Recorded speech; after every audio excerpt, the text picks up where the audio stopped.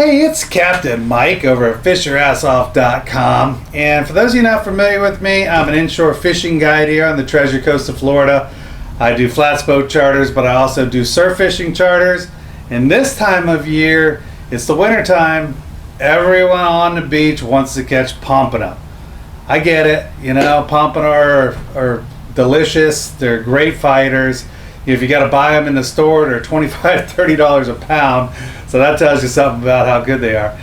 But in order to catch pompano on a regular basis, you're going to need a confluence of events to happen because they're very finicky as far as a fish goes. You know, you'll fish the surf, and you're pretty much almost always going to catch some whiting, some croaker, at least in my area. But the pompano are usually just an occasional thing if you're not doing it right. So to do it right, here's the confluence of events, conditions that you're going to need to see. So number one is the water color. The water color that you want is going to be what I call powder blue, you know, or milky blue type color, or a clean green. What you don't want is gin clear, and what you also don't want is when it gets kind of brownish from, you know, say you're by an inlet and the outgoing tide with all the fresh water is kind of brown. Once that brownish water moves in, you're probably not going to catch them. So if you have a line of brown here and the powder blue here, once that brown gets to where you're fishing, you got to either move down the beach and get away from it, or yeah, that's what you got to do. You got to get away from it, or you're really just going to catch your whitings and your croaker for the most part.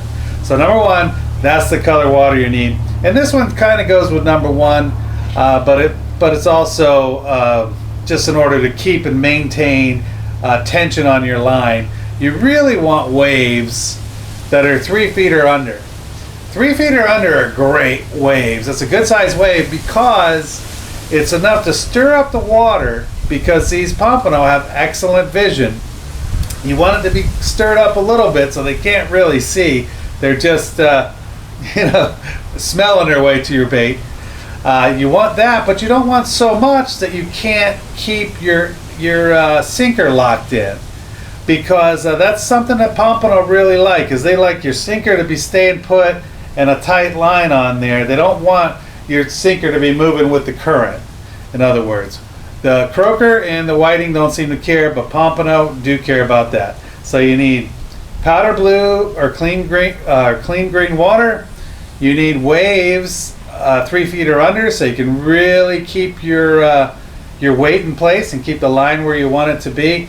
And the third thing you're looking for when you're targeting a beach is going to be life. And when I say life, I mean, when I go to a beach, I want to see sandpipers. So if I see a bunch of sandpipers, digging in after the waves, I know that there's probably sand fleas there. So of course, that's what pompano, whiting, and croaker want to eat. It's going to be sand fleas. But say you don't see the sandpipers there. Well, then you want to see those terns. You want to see like the terns diving, or you want to see the pelicans diving in that area, because then there's some bait there to attract these pompano.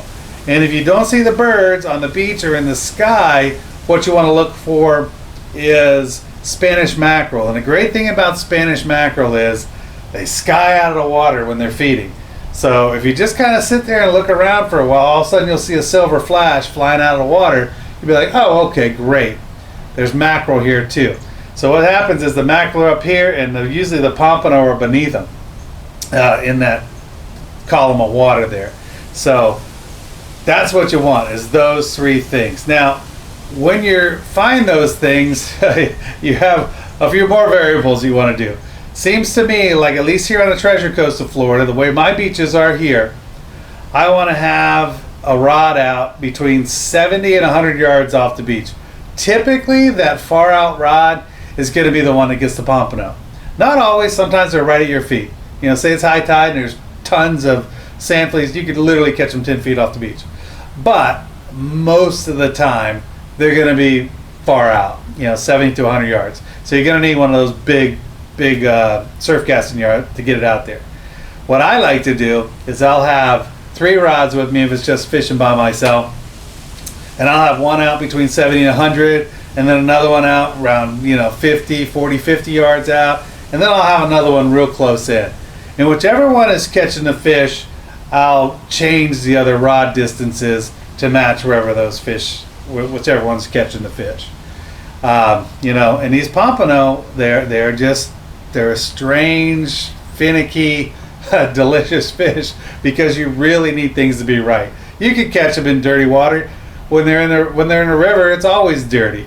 But I'm telling you, when you're on the beach, you really want clean green or powder blue to catch those pompanos. So those are the best conditions to catch pompano off the beach in the wintertime in Florida.